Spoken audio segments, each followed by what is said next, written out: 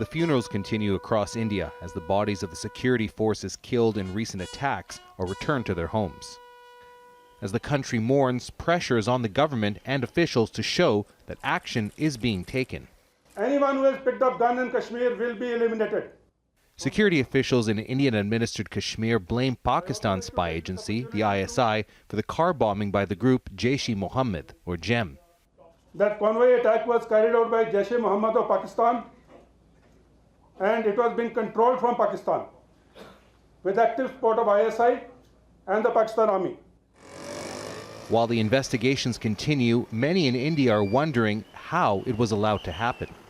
Critics say that any major attack can be considered an intelligence failure, but the scope and complexity of this one made it the worst attack on Indian forces in the region in 3 decades. It leaves the question, what went wrong? Indian agencies in Kashmir rely on locals for intelligence, but some analysts say the goodwill needed for that intelligence has dwindled.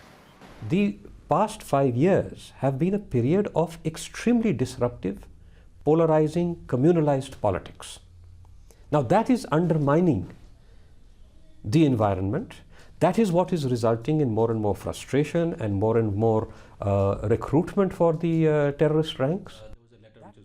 This analyst says the current intelligence agencies are understaffed and resources are misdirected.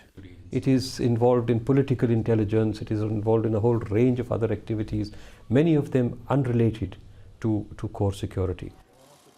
As Indian officials continue to blame Pakistan for supporting armed groups prepared to launch attacks on Indian troops, critics say the government needs to take a look at its own security apparatus to prevent more deaths.